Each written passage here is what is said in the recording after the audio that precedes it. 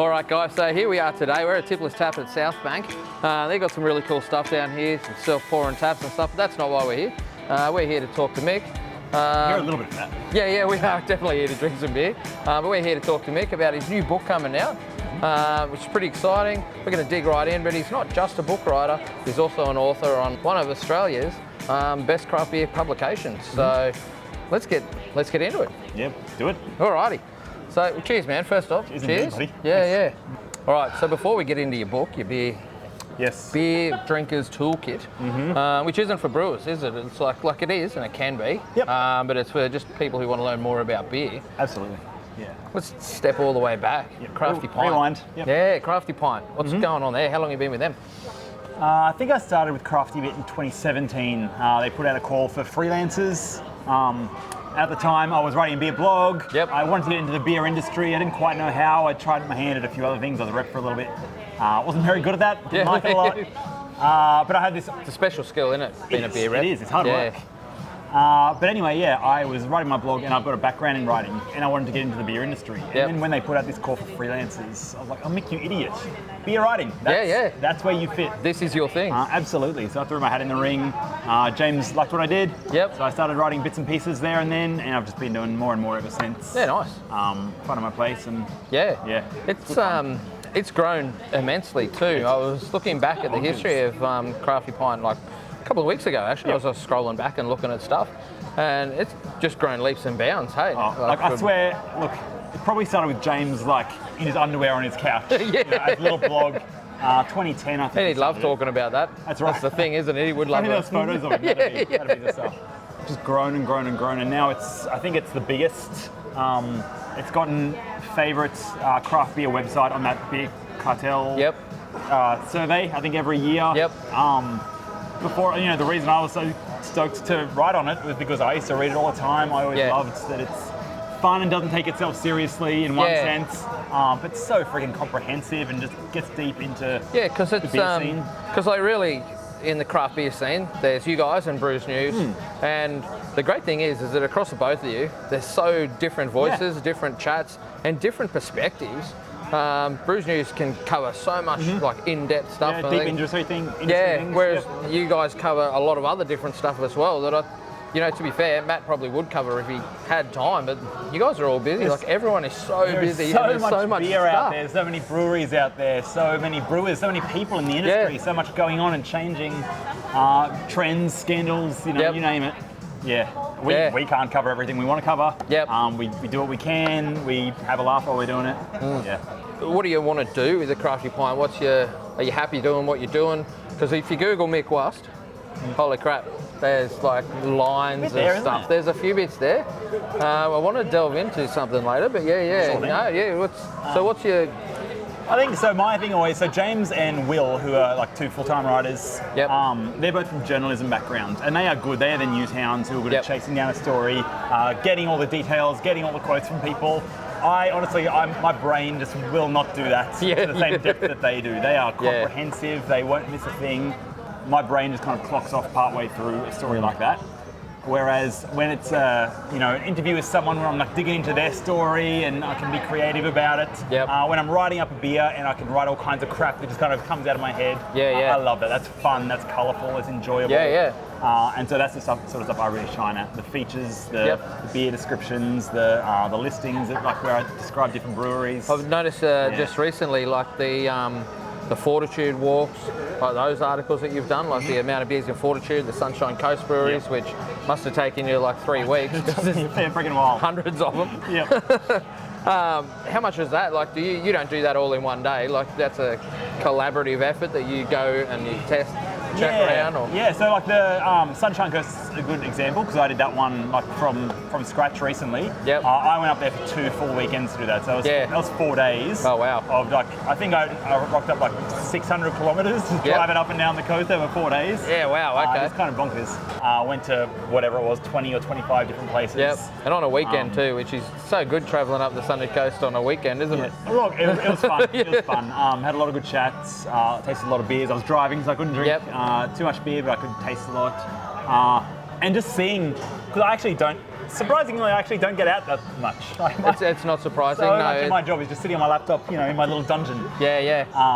So it's really cool getting out and about to so many places. Yeah. Did people know you? Them in. Like, did they see you? And it wasn't until you introduced yourself and you see that light go on in their brain and go, oh, that's who that name is. Very few people. Which is kind of always fun. Like sometimes I've got to tell people what the Crafty Pint is. Yeah. Other times I know the Crafty Pint, but they don't know me. You don't have to worry. We don't have any followers, so we don't know who the Crafty Pint are anyway. No one knows us. But yeah, I mean, half the time as well. Realistically, if it's bar staff who might not read that, they've got no idea, and that's fine. Like a lot of the time, I'm not there. It's not a "do you know who I am" sort of thing. I actually just want to go in as a punter. It is to me. Yeah. No. I know exactly what you mean. Yeah. I just love the experience and new things and. Absolutely, and I want to get a sense of like, you know, what's the beer like, what's the food like, what's the area like, what's the vibe like. All of that you can get without, you know, asking any in-depth questions to an owner or something. You just need to be there. Yeah. And I like that. Did your wife go with you? Because you're about to have your baby by the time this comes out. Yes.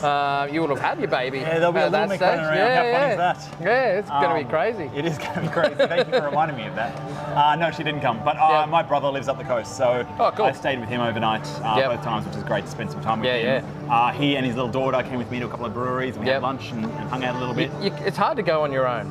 Like you can, and it's enjoyable, but when you're with someone else, it's always that little bit better, isn't it? Because you can talk about something. Any beer tastes better. Let's be honest. Yeah. When you're with people. Yeah.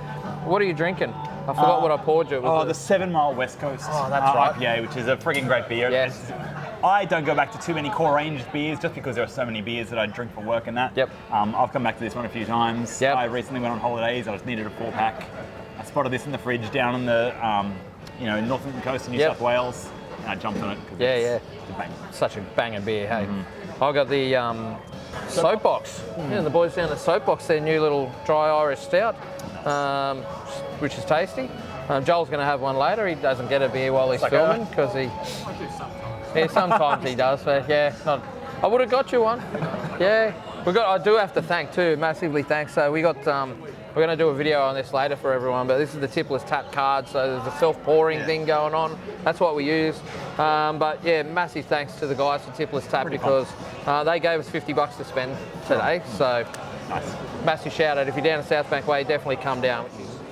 Crafty Pint is really, really cool. That's your meat and veg. But your dessert is your book. Yeah. So you sat down, you wanted to write a book. Obviously, it was going to be about beer. Obviously. No, the publisher actually approached me about it. Oh, really? Yeah. Oh, okay. So they've read your writing on the Crafty Pint. Yeah. They were looking to do a book on beer, and they didn't know exactly what that was going to look like, but they knew they wanted a beer writer. I think they kind of checked in with a few different people. Yep. But they loved the way that I wrote. We sat down and chatted. After a chat, they were like, we think you're He's right a knowledgeable guru. Yeah. I actually wasn't available at the time they first asked me, and the thing they first asked me to do, but then I sort of proposed this to them, and they loved the idea of the toolkits. Yeah, I told them like what this could be. Maybe there could be follow-up books that cover different drinks. Yeah. The idea of it being like fun and approachable, and they jumped on that. Yeah. And so here it is. Here, this is available August 13. August 1st. August 1st. So this is coming out after when it's available. So if you haven't got a copy, jump out and go one. I'm luckily, this isn't mine. This is Mick's. You can see the edges are starting to get worn. He's pulling it out to frisbee it sometimes. Yeah, just to show people everything. There's a whole lot of stuff in there, but I'm really excited because I know you and I saw when you put it up on your Facebook and I wanted the signed thing with a message. Absolutely. Has that been successful? Have you got a lot of pre-orders off a lot of people in the industry that you know? Yeah. So are you going to be having like boxes of books delivered to your house to be? Absolutely. I just put in the order for a bunch yesterday. Yeah. A bunch of friends and family, a bunch of people in the industry. Some like brewery owners and bar owners and things buying some for their staff. Yep. It's been really great seeing people and people come out of the woodwork. People I went to school with who I haven't seen for 10 years. Yeah. Which is kind of fun. You never know who's watching stuff, right? Yeah. But it's really cool because there is this great range of people who I know for a fact are beer nerds. Yep. They have to put in their collection. Trag would have got one. Absolutely. People who know their beer, but they love still reading about it, talking about it, sharing about it. Down to people that I know, they like good pale ale. Yep. They don't know much about beer, and they're keen to kind of start building their knowledge from the ground up. It can be difficult, right? Like for you and I, like we've been in craft beer long time. We know all the different styles and what something should taste like and that. But for the non-craft beer drinker who's had, you know, their mates come over with a beer that they love, which could have been, you know, blueberry vanilla sour or something, and their first taste of it coming from a VB or a 2 is new or something, is this thing that there's just so much going on. Yeah. And they need to break that down. And absolutely. And even, you don't even have to go that weird. Like, no, that's right. It could be that IPA, right? Basic things like, you know, the brewing process. Yep. I remember the first brewery tour I went on, they told you the whole brewing process. I walked out the end of that going, I have no freaking clue what just happened. Yeah, I still don't know. They explained it to me and I still don't know, because they're using like jargon words that they know they use every day. They're talking about the equipment, they're talking about laudering and sparging and, you know, freaking isomerizing. Yeah. That means something to all of them. It meant nothing to me. Yeah. So, yeah, the idea of explaining stuff to people in just normal human words has always appealed to me, but in all kinds of things. Yeah. So, you know, it took me 6, 8, 10 brewery tours before I kind of got the process. Yep. I feel like I can now explain to someone in human words. What a brewery. I don't know if you've ever tried to explain to someone what a hazy IPA is. You've got to talk about the context of, right, so I have done, yeah. IPAs, they kind of got a lot of hops, and they used to be bitter, but they're not bitter anymore. And why are they hazy? Oh, it's because of the hop matter, but sometimes the yeast, or some people put apple puree in them. But it's not about being hazy, really. It's about being juicy, it's about the flavours, it's about the dry hopping. What's dry hopping? Oh, that's the opposite of wet hopping. No, it's got nothing to do with wet. You know, there's so much rubbish you can get into. And it's like, I'm talking about one style of beer that's everywhere. Figuring out ways to describe that and explain that and just chat about it in normal ways, rather than kind of having it this closely guarded secret. Who did the editing? Like, how much self-editing was there? And you're like, oh man, I could waffle on about this, like, because you could, right? Oh, waffling like, is my biggest downfall. You could write a stout book that thick, and a hazy pale book, like, exactly as you said, that thick. Like, look, I'll tell you something though. This book was meant to be that thick. Yeah, right. When I handed it in, it was that thick. And then we settled on this thing. I had to cut out like 20,000 words in 2 weeks. Yeah. After I first handed it in, because I went well over. Yeah. But with most things, the shorter the better. Or at least when you cut stuff out, you only make it better. And so when I could figure out, where have I said a whole bunch of stuff that maybe it's interesting, or at least to some people, but you don't need it all. And in fact, it's easier to digest when there's a bit less of it, a bit more streamlined. Yeah. I read I didn't read it, I was listening to a podcast about an author, and they were talking about, like, he wanted to write a book and he wasn't sure he wanted to write a book. He's a comedian, and he decided, I'm going to write a book, and his editor said to him, keep this chapter short because it's going to be a toilet book. And he goes, I don't want it to be a toilet book. And he goes, but I just followed their advice and did it. And he goes, and so many people contact me going now, I read this on the toilet. And he goes, that's what it is. They read like a small chapter while they're on the toilet and put it aside. And he goes, I'm not sure how that is, but it's that kind of thing, right? And that, I mean, like, you can read one on the toilet. It's fine. I'm not against that. But even, I mean, like, almost anything. It doesn't matter how good it is if no one gets through it, right? Yeah. If it's too long, or it's too dense, or too boring. You don't want it to be June. Whatever. Yeah, like, it doesn't matter if there's, this gem on page 228 that no one ever gets to. It does not matter how good that was. Yeah, it's not like they're not going to skip to the end. No. They won't even know it exists. Yeah, right? So on that, because I haven't even looked. Like, I've opened a couple of pages, but I'm going to open up, swing it up. Yeah. Yeah, I'm pretty scared, I must be honest. I don't want to. It's out of the way, so you're not. Okay, let's have a quick look at the contents. So it's broken down. So if you did want to flick through, you could. You could find something that you want to go to and go, oh yeah, pale ales, 79. Well, that's way past 79. Holy crap. So who did all your illustrations? Oh yes, this great illustrator, the publisher had this illustrator called Ellie Grant, and she did a fantastic job. Look at that. It's fun, right? She came up with a lot of really cool ideas like that. Her normal style is quite different to that. So when I first saw her style, I was like, oh, I'm not sure if that'll be right. Then she started getting in some of these, and I went, oh, perfect. She read some of your content and was able to ascertain what's needed. Yeah, it's great balance of it's fun, it's light, it's illustrated, but it's not immature, it's not juvenile. Yeah. Oh, there you go. Really You've even got the brewing process in there. Absolutely, right down. Can be explained. Yep. Yeah. Right down to, I think I wrote it as 2,000 words or something first, and I just cut it back and cut it back and cut it back. Yeah. I think it's 200 or something like that. And how do you write it, obviously, because there's a whole lot of stuff in here that's cool little bits. Yep. Explaining all the styles, that's fine, but then you go back to like this bit. Yep. And that's like, was that a Packaging paragraph? solutions. Was that just bullet points and then they've illustrated it out like that? Well, like I said, almost everything, like, because it was longer when I first wrote it. Yep. It was, you know, it was fat, it was a bit bloated. And so when you cut it back, you start to realise, right, what needs to be short and sharp and what needs to be longer paragraphs or a couple of pages. And so some things like, I think I explained what craft beer is probably over about 3 pages, whereas other things, you cut right down to a paragraph. You don't need the whole history of, you know, some kind of Ryan Heitzger biting the wall off. And, absolutely, when you're writing this, it's like, no, people want to know what makes a dark beer a dark beer. Yeah. You can keep that snappy.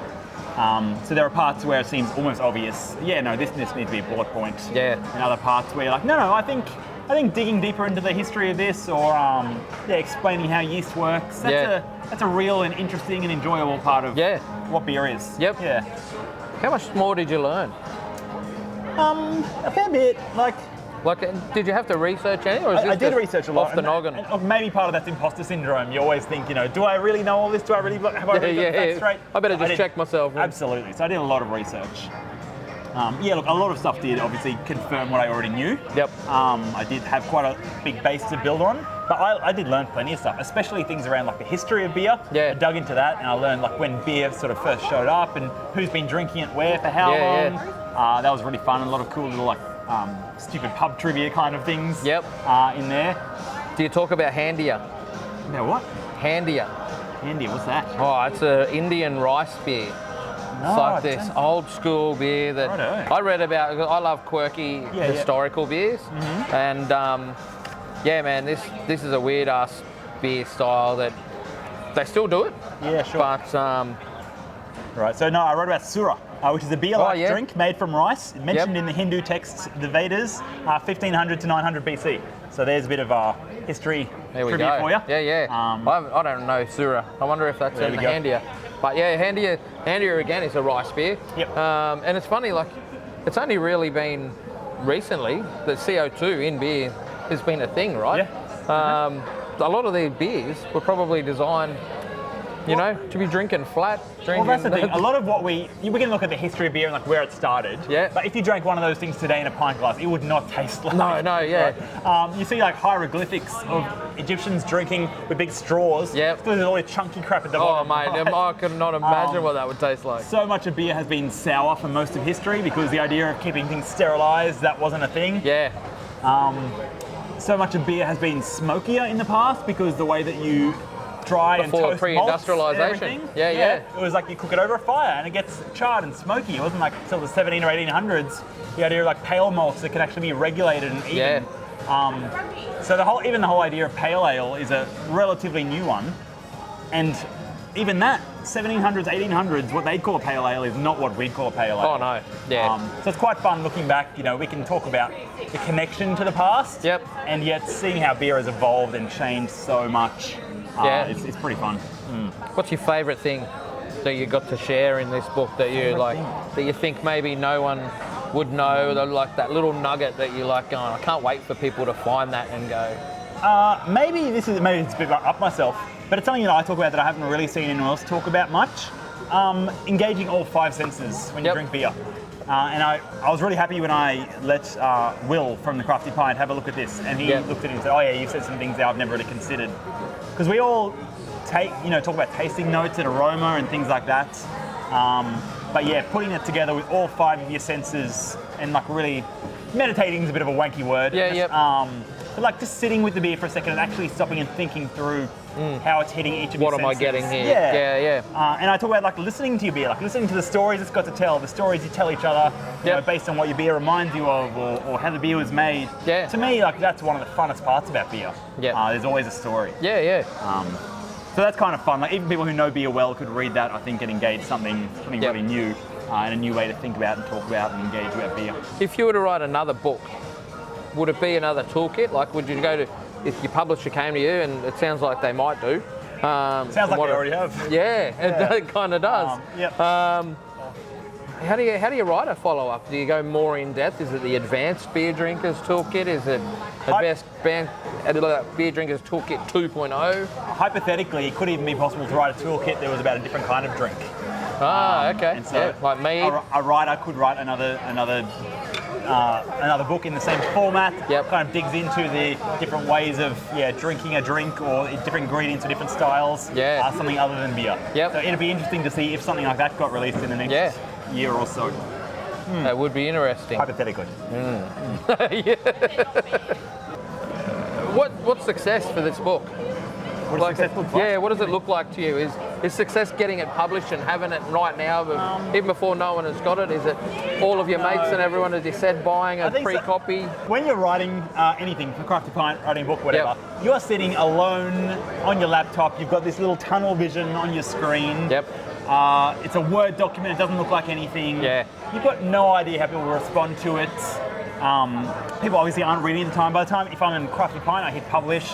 With this, I send it away to someone. You're not getting any of that feedback. It must be like a brewer, finishing their beer off, and then they send it off to packaging and it goes out the door. And you get one untapped review. But even before that, they have no idea what it's like.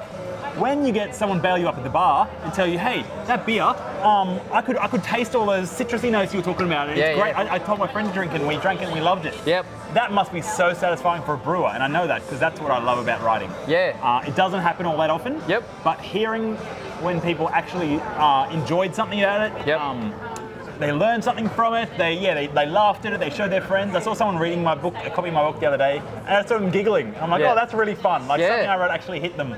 Yeah, nice. To me, that's what I love. Making money is a bonus because it lets you keep doing it for longer. But people actually enjoying it, that's what I sort of live for. Yeah. I'm going to step back a bit. It's still about this, but it sort of goes on that tangent that you just said, like that about the brewer, and you get to know. You did recently get some feedback back on your writing. Oh, that you was won fun. an award at the Avers for your media award. Yeah. Did you know you were up for it? Or did James just put you in? No, so I put it in. You enter yourself. I think it was the third year I'd entered it. Last year I got a commendation or something like that. So I didn't know I was in it. Yep. And the day before, I got a text message from a guy I didn't know at the awards. Yep. He said, are you coming to the awards dinners? Because you're one of the final candidates for this award. And it's in Melbourne, and I'm in Brisbane, and my wife's pregnant. And it's expensive.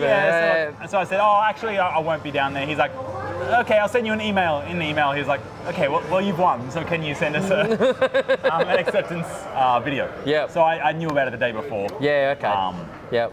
And that was really exciting. Because James and I don't know, all your other crew were there, but they had the paddle pop with your face cut out on it to sit there. Yeah, we'll do that. I sent that to him, and I was very, very happy for him to do that.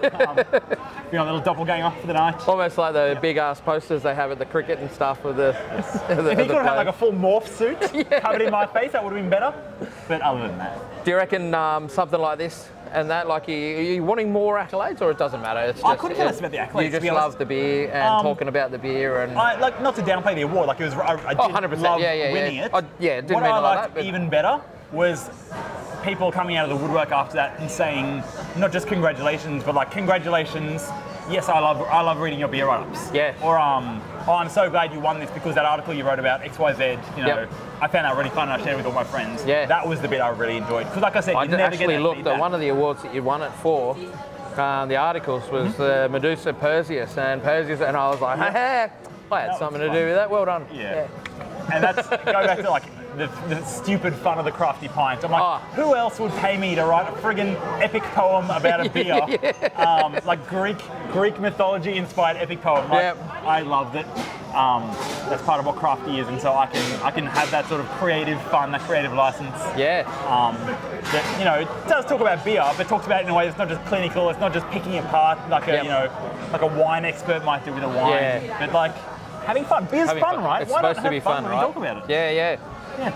Mate, that's pretty good chat. Is there anything you want to say that I haven't asked? Like sometimes I know that I don't ask all the questions. I'm not an interviewee. Oh, gosh, I don't know. And I'm not a very good interviewer sometimes. I'm sure. Is there anything that I've missed? What do you reckon? I don't know. I just... if you were to interview me, what would the end of this? What would you say to yourself to go, all right? Yeah, look, honestly, I think just the whole point of writing this book, I think, is probably not too dissimilar in some way to what we're doing right here. Yep. It's, how is this something other than just a clinical, transfer of information? It's a fun conversation, right? Oh yeah, it's been great. And, we can have a stupid conversation over beers with, people drinking in the background and trolleys going past making all kinds of noise.